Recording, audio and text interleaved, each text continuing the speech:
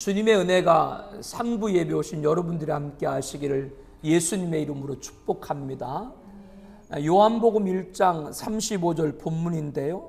요한, 우리들이 세례 요한으로 부르는 인물입니다. 이 세례 요한이 오늘 본문 35절에 보면 이튿날이라고 하는 그 날에 관해서 먼저 언급이 되고 있는데, 이튿날이라고 하는 것은 전날, 어제 이 세례 요한이 예수님을 만났다라고 하는 것이죠. 요한복음 1장 29절 여러분이 잘 아는 말씀이죠. 요한이 예수께 자기에게 나오심을 보고 이르되 보라 세상 죄를 지고 가는 하나님의 어린 양이로다. 물론 세례 요한은 이미 오래전부터 오실 메시아 예수님의 길을 예비한 그런 구약의 마지막 선자입니다. 그런데 그가 직접 주님을 만나고 또 주님께서 자신에게 세례를 받으러 왔죠. 이제 그리고 나서 이튿날입니다. 이튿날인데 본문 요한복음 1장 35절처럼 세례 요한 옆에 자기 제자 중 두 사람이 함께 있다. 즉 세례 요한에게도 많은 제자가 있었다라고 하는 것이죠. 그가 구약의 마지막 선자로 또 메시아 예수님의 오실 길을 예비하면서 그를 따르던 많은 선자가 있었습니다. 세례 요한은 성경학자들이 에세네파라고 그렇게 얘기를 하죠. 그래서 광야에서 낙타토롯을 입고 또 석청 그리고 메뚜기를 먹고 그런 그 금식 절식 그런 생활을 하면서 있었던 그런 공동체였다. 그렇게 이제 성경학자 얘기하는데, 그 이제 공동체 안에 여러 그러한 제자들이 있었는데, 오늘 본문에는 그 제자 가운데 두 사람이 함께 있었다라고 하는 것이죠. 이 두 사람 가운데 한 사람에 관해서 소개하고 있죠. 1장 40절에 보니까 요한의 말을 듣고 예수를 따르는 두 사람 중에 하나는 시몬 베드로의 형제 안드레라. 그러니까 지금 세례 요한의 옆에 있는 두 사람 중에 한 사람은 누구예요?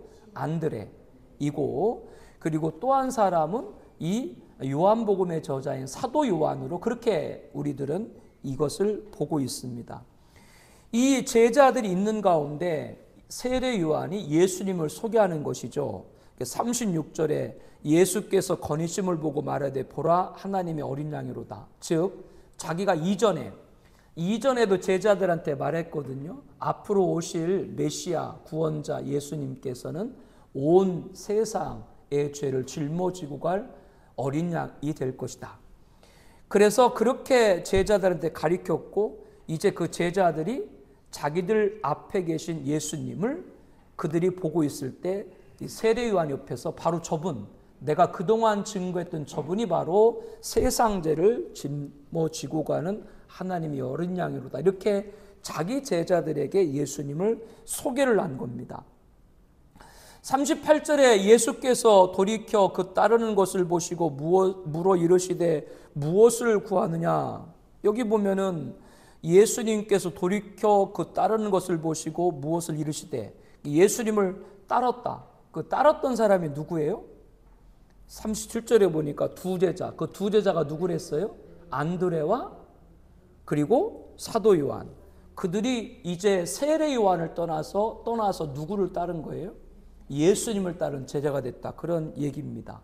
그래서 여기서 우리가 잠깐 말씀을 한번 찾아보고자 합니다.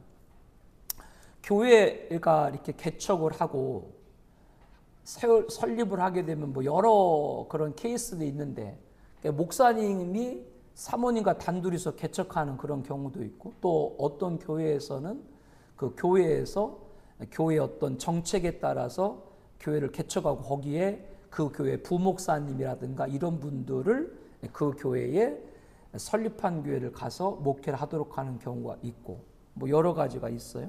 물질적인 지원도 하고 있습니다. 그런데 어떤 경우는 아예 성도님들 일부를 그 개척교회에 보내가지고 교회를 새로 설립하게 하는 경우도 있죠. 뭐 분리독립이다 그렇게도 표현도 하는데, 근데 제가 솔직히 한번 여쭤볼 때, 자기가 아는 뭐 지인이었건 혹은 목사님 입장에서는 자기 교회에 있던 부교역자가 됐건 이런 분들이 뭐 지인이 됐건 부교역자 됐건 이런 분들이 개척해서 나갔을 때 물질적 지원도 하는 경우들은 많이 있죠. 그런데 솔직히 특별한 경우가 아닌 한은 자기 교회 성도님까지 개척하는데 교회 장로님이나 이런 분들을 보내는 경우가 많아요, 적어요? 여러분들이 나보고 우리 교회에서 누가 개척한다 그러면 여러분들 보내야 된다 그러면 내가 뭐라 할 것 같아? 모르겠다. 그러니까 뭐 물질적인 지원이나 건물을 얻어주고 이런 거를 하거나 그런 것은 이렇게 그것도 쉬운 거나 솔직히 아니에요. 그런 것도 쉬운 것 아닙니다. 저도 뭐 부교육자 생활을 해보고 해봤습니다만은 어떤 부교육자들은 잘해요. 담임 목사님은 잘해요. 성도는 잘하고 저는 잘한 편이 못 돼요. 잘해가지고 그런 분들은 그 교회 개척한다 그러면 교회에서 뭐 몇 억씩 지원을 해주고 또 큰 그런 교회는 예배당까지 건축을 해주죠. 뭐 그런 교회들도 있고 그런데 그런 교회들이 있지만 방금 앞서 말한 대로 그 교회 성도님들을 보내는 경우는 많지 않다는 거예요. 그럼 목사님들이 누가 개척을 했을 때 물질적인 지원을 하는데 성도님을 보내지 않는다는 건 그 안에 어떠한 것이 있는 거예요? 성도님 보내지 않는다고 하는 건? 어떻게 보면 조금 지금 누가 말씀하신 것처럼 이 성도님은 내 교인이다 라고 하는 그런 것이 있는지 모르겠어요. 그래서 가끔 선배 목사님들 가운데 같이 식사를 하게 되면 그 선배 목사님들 가운데 그 교회에 있었던 부교육자들이 이렇게 막 개척을 해나간 경우가 있거든요. 제가 밥을 먹다 그런 얘기를 하죠. 아니 그 물질만 보내면 돼요. 장로님 좀 한 2명 보내세요. 그래 일부러. 그럼 그분이 얼굴이 편하겠어요? 얼굴이 안 좋겠어요? 얼굴이 갑자기 안 좋아져. 그만큼 뭐 물질이나 이런 걸 지원할 수 있으면 지원할 수 있는데 사람을 보낸다는 건 쉬운 것이 아니에요. 오늘 주일 2부 예배에 우리가 주님을 따르는 제자, 주님이 나를 따르라고 하거나 내가 주님을 따른다라고 고백했을 때 우리가 버려야 될 것을 우리가 좀 나눠봤죠. 2부 예배 때. 오늘 또 그 말씀의 연장선에서 봤을 때 주님을 따른다고 하면 우리가 버려야 될 건 버리고 해야 되는데 어떻게 보면 사람에 관한 욕심을 우리들이 갖고 있는지도 몰라요. 그러니까 오늘 2부 예배와 연장해서 우리가 말씀을 하는 거예요. 우리 교회에 성도님들이 계시지만 그 교회 성도님은 목사의 성도가 아니고 하나님의 성도, 거룩한 백성인 줄로 믿습니다.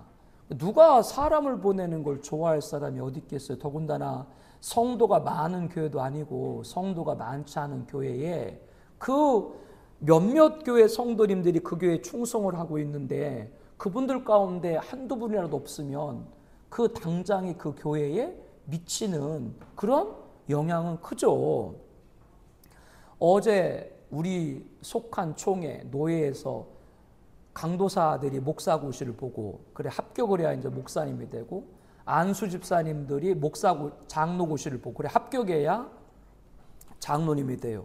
그래서 면접위원이어서 제가 갔어요.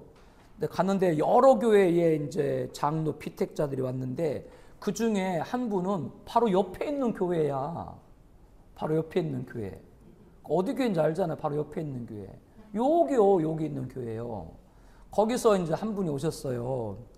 그래서 내가 조금 뭐를 저분한테 면접한테 물어볼까 하다가 뭐 그냥 성경적인 뭐 예배적인 그런 걸 그냥 질문을 했는데 그 얘기를 하는 이유는 다른 것이 아니라 방금 말한 대로 어느 교회에서 전도해서 세례받게 하고 그리고 세례받고 난 다음에 교육해가지고 서리 집사님 되고 그 다음에 안수 집사님 되고 여자분들 같은 권사님 되고 그리고 남자분들과 안수 집사님 해서 이제 장로로 세우려고 피택까지 하고 그 과정 전도에서 그 피택까지 그 과정 그 기간 동안에 그 교회 목사님이 그 한 영혼을 위해서 얼마나 많이 쏟았겠어요.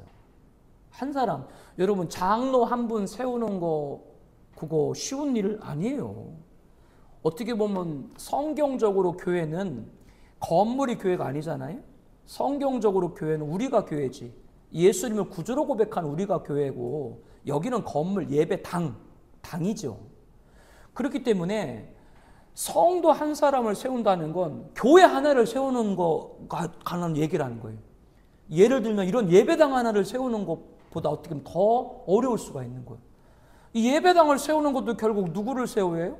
교회를 세워야, 사람을 세워야 예배당도 건축이 되는 것이지. 그러니까 이 한 사람을 세우는데 이게 참 쉬운 일이 아니다. 그러니까 그 목사님이 얼마나 그분을, 장로님을 세우기까지 얼마나 많이 기도하고 양육을 하고 또 관심을 갖고 했겠어요. 이러한 과정들을 봤을 때, 근데 그 사람이 그렇게 다 아름답게 성장해 가지고 그분이 원하는 곳, 혹은 다른 분이 그분을 원했을 때 그분을 보낸다? 이거는 쉬운 게 아니다. 그때 우리들이 생각할 건 뭐를 먼저 생각을 해야 된다? 그 성도님을 위해서 내가 얼마나 많이 기도했고 눈물을 흘렸고 헌신하고 수고를 했건 그 성도님은 내 성도님이 아니라 그건 하나님의 백성인 줄로 믿습니다. 그러니까 하나님의 것이에요. 것. 세례 요한이 예수님이 오실 길 예비했어요. 여러분이 아는 것처럼 세례 요한은 참 훌륭한 것 가운데 하나가, 그는 흥하야겠고, 그가 누구예요? 예수님은 흥하야 되겠고 나는 세어야 하리라. 그만큼 예수님을 높이는데 모든 것 일생을 다 산 사람이 세례 요한이요. 그러한 모든 것을 들임에 훌륭하고 훌륭했지만 그 훌륭한 가운데 또 하나 오늘 본문을 통해서 우리들이 생각하고 잊지 말아야 될 것은 뭐예요? 자기 사람까지도 주님에게 보내는데 주저하지 않았다라고 하는 것이죠. 이것을 오늘 우리들이 이 말씀, 오후 예배, 이 3부 예배에 이것을 우리 마음에 담기로 합니다. 여러분, 나도 내 것이 아니고 내 자녀도 내 것이 아니고 주님의 것인 줄로 믿습니다. 그러니까 이거를 벗어나지 않으면 하나님의 사람이라고 말하기가 조금 어려울 수 있어요. 하나님의 사람이라고 하는 건 모든 것의 소유는 누구예요? 하나님인 걸 인정을 해야 돼요. 근데 신앙생활하면서 여전히 나, 내가 라고 하는 소유를 갖고 있고, 그렇지 않은 것, 나머지의 것 가지고 주님의 일을 하려고 하면 그것은 주님이 온전히 기뻐하고 주님이 온전히 원하는 것이 아닐 수 있습니다. 주님이 온전히 기뻐하고 온전히 원하시는 것은 어느 것이라도 아직까지 내가 붙들고 있는 소유가 있다면 그것까지도 다 내놓는 여러분 되길 바랍니다. 여기 바로 옆에 아까 장로 피택다 있대잖아요. 거기는 교회가 막 너무너무 성장해가지고 뭐 예배당이 부족하고 주차장이 없고 막 그렇다 그래서 내가 뭘 했을까요? 그 앞에? 그분한테 뭐라 그랬을까요? 그러면 집사님 집 팔아가지고 예배당 비전 시드머니로 먼저 드리죠 그랬어요. 아무 말도 안 하대. 질문한 내가 좀 무례한 질문이었나? 제가 무례해요? 아니 집사님 아파트부터 팔아가지고 예배당 시드머니로 종잣돈으로 먼저 교회 헌금을 해라. 뭘 그걸 예배당 커가지고 막 너무나 지금 기도 제목이고 하다라고 얘기하냐. 너무 교회가 확장돼서 성도가 많아서 예배당도 부족하고 주차장도 부족하고 그런 마음 들었을 때 다른 게 아니라 그 마음을 들었던 그 마음, 그 든 사람, 그 사람을 하나님이 지금 감동하고 있는 줄 믿습니다. 그러면 내가 먼저 내놔야지 뭐 왜 다른 사람 옆에를 봐. 내가 좀 심했나? 그 교회 목사님은 나를 좋아해야 돼요? 안 좋아해야 돼요? 내가 그러니까 해줬는데 장로 빗대자한테 나를 좋아해야 되지. 내 소유가 어디 있어요? 주님이 원하시면 하는 것이지. 많은 분들이 교회에 관심은 가져요.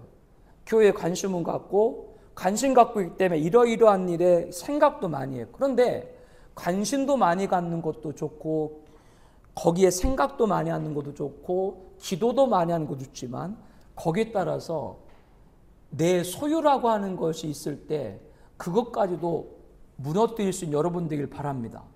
몰라 내가 다음 주에 다 집 문서 하나씩 갖고 오라 할 줄 몰라요. 근데 여기 집 있는 분이 몇 분 없어요. 그분도 다음 주에 안 나오는 거 아니에요? 집 있는 분도? 그 말의 의미가 뭔지 여러분들 다 아실 줄로 압니다. 세례 요한이 모든 걸 주님을 위해서 다 헌신했는데 자기 사람마저, 아까 사람이라고 하는 건 교회라고 그랬어요. 한 사람이 변화되면 교회가 세워지고 예배당이 세워지는 거예요. 그러니까 한 사람을 드렸다고 하는 건 뭐예요? 그건 그냥 하나라고 하는 개수의 사람이 아니라 모든 걸 드려요. 하나님께서 일할 때 사람을 통해서 역사하고 그 사람의 변화를 통해서 그 사람이 변화되면 어떤 일을 일을 줄 알아요? 근데 그 사람까지도 주님 앞에 드린 거죠. 자기 사람이 아닌 걸 알았던 것이죠. 그래서 여러분이 아는 것처럼 이 안드레는 그 형제가 누구예요? 베드로 아니에요. 그래서 집에 돌아가서 베드로에게 오늘 설교의 제안처럼 뭐라고 고백해요? 내가 누구를 만났다? 누구를 내가 만났다? 메시아를 만났다라고 해서 자기 형제인 베드로에게 예수님을 소개하는 것이죠. 그래서 안드레가 집에 돌아가서 자기 형제인 베드로에게 예수님을 소개했고 그 베드로가 예수님의 12제자 가운데 어떤 제자가 돼요? 수제자가 되죠. 이렇게 놀라운 역사죠. 내가 하나님의 사람을 하나님께 드렸을 때 그 사람을 통해서 하나님은 더 위대한 일들을 해나가시는 것이죠. 다른 데서 찾지 말고 나 자신부터 드릴 수 있는 여러분 되길 바랍니다. 신앙생활은 종교생활이 아니에요. 신앙이라고 하는 건 생명이에요. 우리들의 생명은 예수님입니다. 그것은 나를 위해 십자가 죽으신 분이 누구예요? 예수님이기 때문에 내 생명은 내 것이 아니고 내 생명의 주인은 예수님인 줄로 믿습니다. 생명의 주인 예수님이면 내 소유가 다 주님이지. 거기에가 신앙생활이에요. 우리는 여기까지 도달하는 주님을 따르는 제자가 되는 것은 쉽지가 않습니다. 그러나 여러분들이 성경 말씀을 보고 어떤 게 너무나 지키기가 어렵고 힘들어요. 힘들다고 하더라도 그거를 포기하지 말고 그걸 최정상으로 놓길 바랍니다. 그러니까 지금은 그걸 이루지 못한다고 할지라도 최정상에 놓고 설교를 경청하고 말씀을 묵상하고 교제, 나눔을 통해서 계속 신앙을 이어가다 보면 내가 그 자리까지 올라서게 되는 줄로 믿습니다. 포기하지 말라라고 하는 것이죠. 나는 아무리 일생 동안 신앙생활해도 세례요한처럼 모든 것들을 다 주님께 드리는 건 어려울 것 같다. 지금 당장 그렇게는 어려울 수 있죠. 그러나 거기까지 나아가는 주님의 이끄심까지 나아가는 우리가 되길 바랍니다. 그게 신앙이고 또한 이런 얘기를 할 때 그런 거는 목사님이나 이렇게 교육자들만이 하는 것 아닙니까? 이렇게 이제 말씀하시는 분들이 계신데 우리들은 목사가 됐건 성도가 됐건 다 그 모두를 위해서 예수님이 십자가 죽으신 줄로 믿습니다. 누구도 예외가 없는 거예요. 그렇다면 내 생명의 주인은 목사의 생명의 주인만이 예수님이 아니고 여러분 모두의 생명도 다 예수님인 줄로 믿습니다. 그러니까 나부터예요. 그거부터 우리들 마음 가운데 갖고 이 모든 것들이 부담이나 억지가 되지 아니하고 주님을 만난 기쁨과 나를 위해 십자가 죽으신 예수님의 그 감격과 그 자원함으로 감당할 수 있는 그런 마음으로 이끌어 달라고 항상 주님 앞에 겸하는 우리가 되기를 축복합니다. 그래서 오늘 주신 말씀을 통해서 다시 한번 세례요한 그 모습을 간략하게 보면서 자기 사람까지도 자기 사람이 아닌 주님의 사람이기 때문에 그들을 기꺼이 보낸 것이죠. 이러한 것, 그 어떤 것까지라도 내 소유는 없습니다. 이러한 우리들이 될 때 하나님의 일하심, 역사하심이, 인도하심이 여러분 가정과 기업과 자녀 위에 나타날 줄로 믿습니다. 기도하겠습니다.